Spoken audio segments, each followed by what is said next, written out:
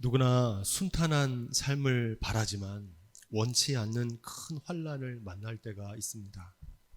지난 주간 튀르키예와 시리아에 규모 7.8과 7.5의 두 차례 강진으로 인해서 사망자의 수가 2만 5천 명을 넘어섰습니다.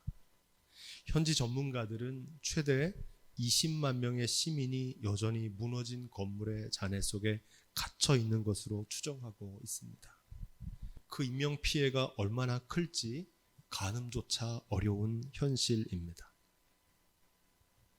이처럼 삶에서 만나는 사고와 재난을 어떻게 신앙적으로 해석해야 할까요? 메시지 성경 요엘서의 머릿말에 보면 이런 글이 있습니다. 재난이 닥치면 하나님에 대한 이해가 흔들린다. 돌연한 발병이나 죽음, 국가적인 재앙, 사회적인 혼란, 개인적인 상실, 전염병, 홍수나 가뭄에 의한 참사를 만나면 평소 하나님에 대해 아무 생각 없이 살던 사람들도 단번에 신학자가 된다.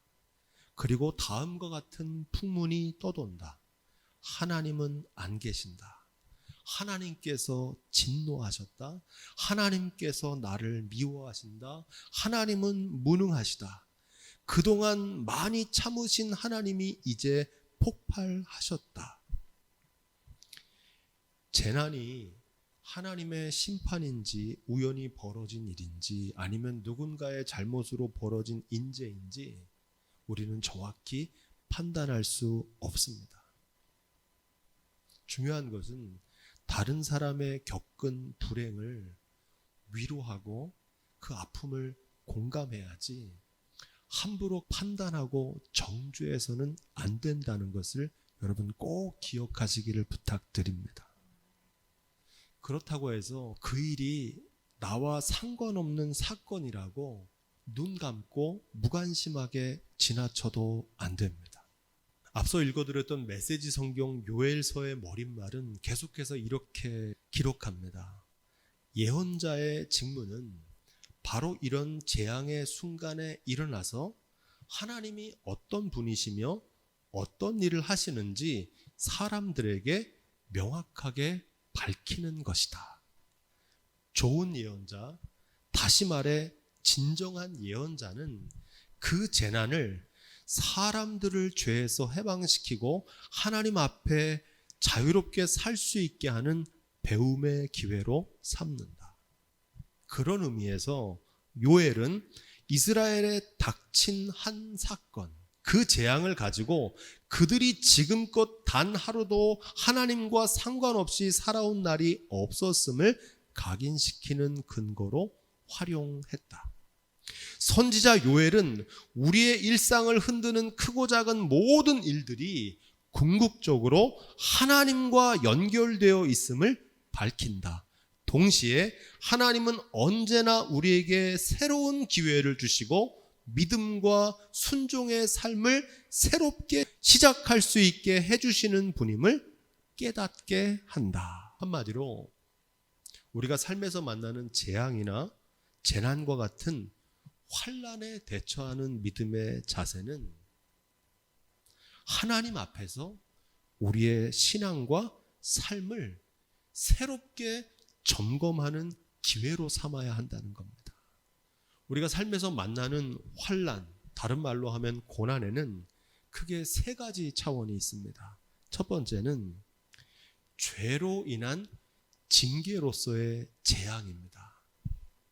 오늘 우리가 읽은 역대상 본문을 살펴보면 이스라엘 전역에 내린 전염병으로 7만 명이 목숨을 잃습니다. 이 재앙의 원인은 하나님의 은혜를 자신의 공로로 내세웠던 다윗이 저지른 죄에 대한 하나님의 징계입니다.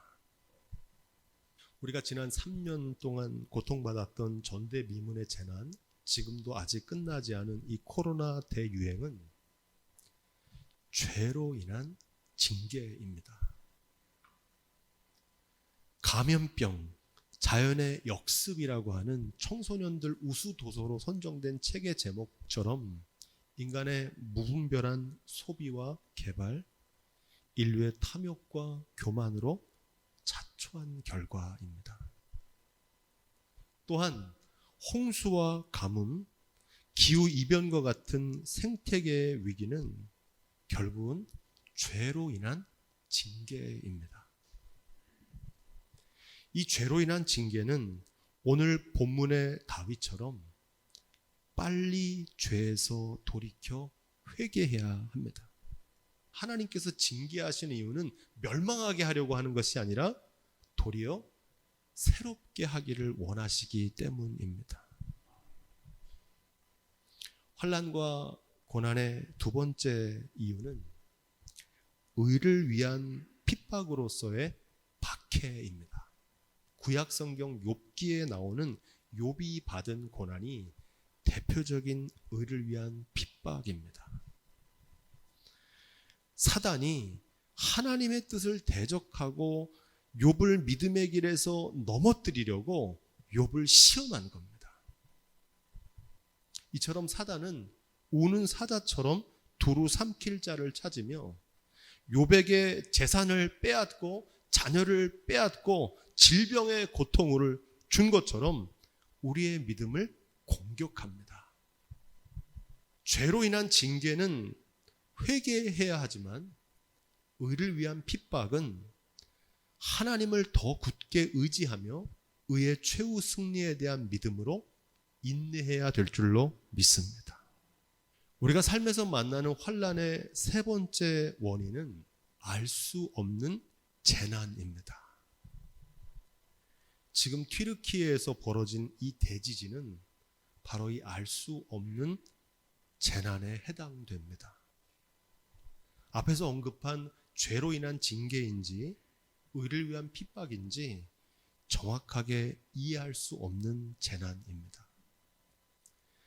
인간의 지식에 한계가 있기 때문에 우리는 삶에서 벌어지는 모든 일의 원인을 명확하게 판단할 수가 없습니다. 그래서 재난에 대해서 함부로 판단하거나 정죄해서는 안 되는 이유가 여기에 있습니다. 우리가 삶에서 겪는 대부분의 재난은 바로 여기에 해당됩니다. 하지만 중요한 것은 정확한 원인은 알 수 없지만 온 세상에서 벌어지는 크고 작은 모든 사건은 삶의 주관자 되신 하나님의 뜻 안에 있다는 겁니다. 이것을 가리켜서 섭리라고 합니다. 하나님의 섭리 가운데 있다는 겁니다.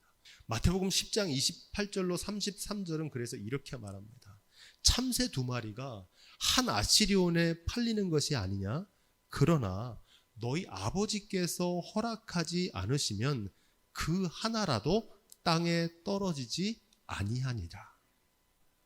참새 한 마리가 땅에 떨어지는 것도 하나님이 주관하시는데 대지진으로 인해서 많은 사람들의 죽음을 맞는 일에 하나님의 섭리가 아닐 수 있겠습니까? 이 말씀의 결론은 이렇게 이어집니다. 너희에게는 머리털까지 다 세신 바 되었나니 두려워하지 말라. 너희는 참새보다 귀하니라. 아멘. 이 말씀이 전하는 본뜻은 우리의 삶에서 벌어지는 재난을 두려워할 것이 아니라 재난을 주관하시는 분을 두려워해야 된다는 겁니다. 이 사실을 깨달으면 하나님 외에는 두려운 게 없습니다. 하나님의 섭리 가운데 있다는 것을 믿으면 오직 하나님만 두렵지 어떤 일을 만나도 그분의 뜻 안에 있다는 것을 믿기 때문입니다. 앞서 소개드렸던 메시지 성경 요엘 머릿말은 이렇게 이어집니다. 어떤 의미에서 재앙은 우리의 삶에 새로운 사태를 유발시키는 것이 아니라 쳇바퀴처럼 돌아가는 바쁜 일상과 자기 몰두에 묻혀서 보이지 않던 진실, 곧 우리 삶의 실존을 우리 눈앞에 드러나게 해준다. 재난을 통해 우리는 진실을 마주하게 된다. 어떤 진실입니까? 인간이 어떤 존재인지를 발견하게 되는 겁니다. 시편 말씀은 인생은 그날이 풀과 같고 그 영광은 들의 꽃과 같은 존재라고 말합니다. 재난을 통해서 우리의 인생이 죽을 수밖에 없는 존재임을 자각하게 됩니다. 인간이 얼마나 연약한 존재고 우리 인생이 얼마나 나약한 것인지를 비로소 깨닫게 됩니다.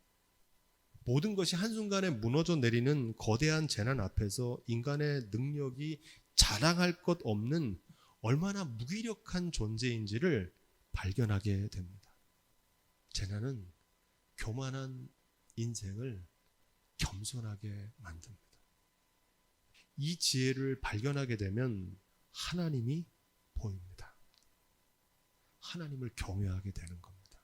또한 모든 것이 하나님의 은혜였다는 사실을 다시금 기억하게 됩니다. 지금 나에게 아무 일도 일어나지 않고 살아가고 있는 반복되는 평범한 일상의 삶이 얼마나 큰 축복이고 하나님의 놀라운 선물이라는 사실을 비로소 깨닫게 되기 때문입니다. 오늘 하루 나에게 주어진 삶이 하나님의 선물임을 깨닫게 됩니다. 사는 것 자체가 은혜입니다. 우리의 삶이 사는 것이 은혜임을 깨닫는 지혜가 있기를 주님의 이름으로 부탁드립니다. 욥기에 나오는 사단의 말을 통해서 우리가 평범하게 일상을 누릴 수 있는 이유를 발견하게 됩니다. 욥기 1장 9절로 10절에 보면 사단이 여호와께 대답하여 가로되 욥이 까닭 없이 하나님을 경외하리이까? 주께서 그와 그의 집과 그 모든 소유물을 산울로 두르심이 아니니까? 주께서 그 손으로 하는 바를 복되게 하사 그 소유물로 땅에 널리게 하셨음이니이다. 하나님이 산울로 지켜주시고 욥에게 복을 널리게 주셨다는 겁니다. 우리는 이 사실을 모르고 사는데 사단은 정확하게 알고 있는 겁니다. 실제로 하나님께서 산울을 거두시자 사단의 공격이 욥에게 무섭게 시작됩니다. 이 말은 바꿔 말하면 무슨 뜻입니까? 하나님께서 산울로 욥을 지켜주셨기 때문에 사단의 공격을 피하고 평안한 삶을 살 수 있었다는 사실입니다. 우리가 평안을 누리는 이유는 하나님이 산울로 지켜주시기 때문인 줄로 믿습니다. 재난을 통해서 이 사실을 깨닫게 됩니다. 삶의 기반이 한순간에 무너져 내리는 대지진을 바라보며 땅을 의지하는 삶이 부질없음을 자각하게 됩니다.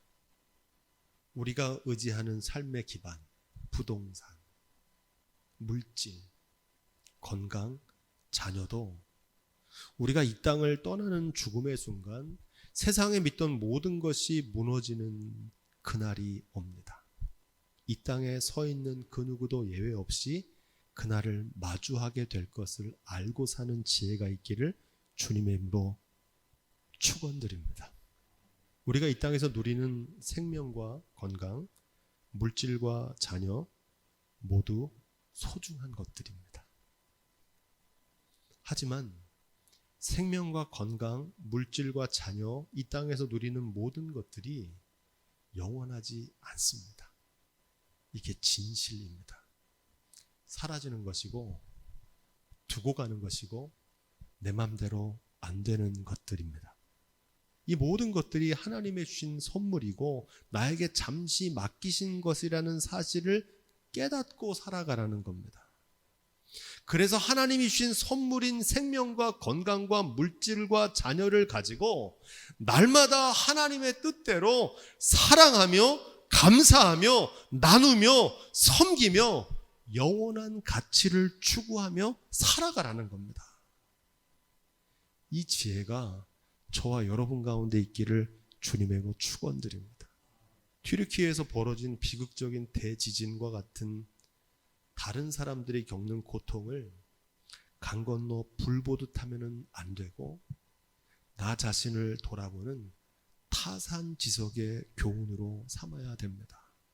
장례식에 참석하는 것이 고인을 애도하고 유가족을 위로하는 일도 있지만 그것을 넘어서 이 땅을 떠난 고인이 그 장례식에 참여한 살아남은 이들에게 침묵 가운데 전하는 두 가지 메시지를 들어야 하는 것과 같습니다. 지금은 내가 이곳에 누워 있지만 언젠가 당신들도 나처럼 죽음을 맞이하게 될 것이라는 것을 그분이 먼저 보여주고 있는 겁니다. 또 하나의 메시지는 그러니 아직 살아있는 여러분이요 남은 날을 의미 있고 가치 있게 후회 없이 잘 살라는 당부의 메시지를 전하고 있습니다. 성경은 삶에서 만나는 재난이나 위기를 가리켜서 비가 오고 창수가 나는 날이라고 부릅니다. 히로시마에 떨어진 핵폭탄 3만 개의 위력으로 처참하게 무너진 이 대지진 가운데서 간혹 무너지지 않고 남아있는 건물들이 있는 것을 봅니다. 전문가들은 이번 지진의 위력이 컸지만 지진에 대비하는 내진 설계를 하지 않고 날림 공사로 지은 건축물로 인해서 더 큰 피해가 벌어졌다고 이구동성으로 말합니다. 이처럼 성경은 비가 오고 창수가 나는 날에 평소 갈고 닦았던 보이지 않던 믿음의 공력이 드러나는 때라고 말합니다. 우리의 신앙생활의 목적은 세상에 믿던 모든 것이 무너지는 그날을 대비하는 것입니다. 평상시에 우리가 신앙생활하는 이유는 비가 오고 창수가 나는 날에도 흔들리지 않을 수 있는 믿음을 갖기 위함인 줄로 믿습니다. 비가 오고 창수가 나는 날을 만나면 내가 무엇을 의지하는지 나조차 모르던 나의 중심이 만천하에 드러납니다. 물질을 의지하는 사람은 물질을 찾고요. 사람을 의지하는 사람은 사람을 찾더라고요. 하나님보다 물질을 의지하는 사람은 하나님께 기도하기보다 물질이 없는데 그 일을 어떻게 하냐고 그러고 사람을 의지하는 사람은 사람이 없는데 그 일을 어떻게 하냐고 속이 드러납니다. 선지자 요엘은 그날에 따라해 보겠습니다. 주의 이름을 부르는 자는 구원을 얻으리라. 아멘. 선지자 요엘은 이렇게 말합니다. 그 비가 오고 창수가 나는 날에도 주의 이름을 부르는 자들은 구원을 얻을 것이라는 겁니다. 주님의 이름을 부른다는 건 주여 주여 입술로만 부르는 게 아니라 하나님을 경외하는 믿음을 가진 사람은 그 위기의 순간에 절체절명의 상황에서 주의 이름을 부르게 될 것이고 주님께서 그들을 구원하실 거라는 겁니다. 이 믿음이 있기를 주님의 이름으로 축원드립니다. 무엇보다 중요한 사실은 삶에서 만나는 위기를 통해서 하나님을 만나는 기회가 된다는 것입니다. 성경을 보니 고난을 통해서 하나님을 떠나는 사람도 있지만 오히려 고난을 통해 하나님을 뜨겁게 만나고 경험하는 사람들이 있습니다. 시편 119편 71절로 72절에서 다윗은 이렇게 고백합니다. 고난 당한 것이 내게 유익이라. 이로써 내가 주의 율례를 배우게 되었나이다. 고난 당한 것이 유익이라는 겁니다. 이로 인하여 내가 주의 율례를 배우게 되었다는 겁니다. 극심한 고난을 통과한 욥은 욥기의 마지막 욥기 42장 5절에서 이렇게 고백합니다. 내가 전에는 주께 대하여 귀로 듣기만 하였사더니 이제는 눈으로 주를 배움나이다. 전에는 주님을 믿을 때 귀로만 들었는데 이제 살아계신 주님을 보게 되었다는 겁니다. 욥은 고난을 통해서 정금 같은 믿음의 사람으로 거듭났습니다. 욥처럼 물질을 잃어버린 후에 물질의 주관자 되신 하나님을 만나는 분들이 있습니다. 건강을 잃어버린 후에 건강의 주관자 되신 하나님을 만나는 분들도 많습니다. 하지만 모든 것을 다 잃어버린 후에 이 사실을 깨달으면 너무 늦습니다. 성경은 아직 남아있을 때 하루라도 빨리 이것을 깨닫고 오늘을 살아가는 지혜를 권면하고 있습니다. 이 지혜가 오늘 예배하는 저와 여러분 가운데 있기를 주님의 이름으로 축복드립니다. 환난을 통해서 하나님을 만날 수 있다면 삶에서 만나는 위기가 꼭 나쁜 것은 아닙니다. 우리가 지난 시간 살펴봤던 탕자의 비유에 나오는 탕자가 그 대표적인 사람입니다.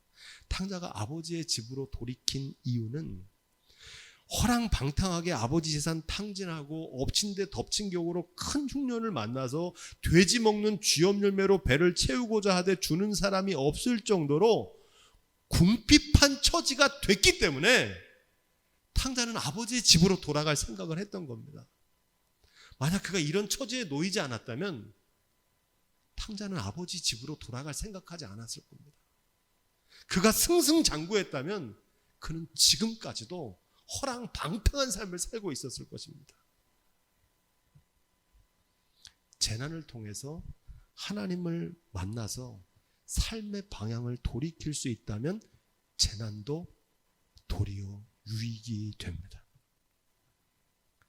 이스라엘 나라가 멸망하고 솔로몬이 지은 화려한 예루살렘 성전이 돌 위에 돌 하나 남지 않고 무너진 자리에서 이 바벨론 포로기에 중요한 변화가 일어나는데, 이전에 성전 중심의 형식적인 신앙생활을 하던 이스라엘 백성들이 말씀 중심의 내면적인 신앙생활로 한 단계 성숙하게 됩니다. 환난을 통해 비로소 순금처럼 불순물 없는 온전한 믿음을 갖게 되기 때문입니다. 사랑하는 강릉 예안교회 성도 여러분, 지금 우리는 전대 미문의 재난을 통한 극심한 경제 위기를 통과하고 있습니다. 위태로운 전쟁 위기와 코앞에 닥친 기후 위기를 힘겹게 통과하고 있습니다. 지난 2000년부터 올해까지 약 20년 동안 튀르키예와 시리아에 벌어진 대지진, 강도 7.8 이상의 대지진이 이미 10차례 벌어졌습니다. 앞으로 그보다 더한 지진이 또 닥칠 수도 있습니다. 지금이야말로 하나님을 만날 때이고 하나님을 찾을 때이고 하나님의 도우심을 구하며 그 능력을 경험할 때인 줄로 믿습니다. 부디 이 재난을 통해서 우리의 신앙이 하나님 앞에서 바로 서는 계기가 될 수 있기를 주님의 이름으로 축원드립니다.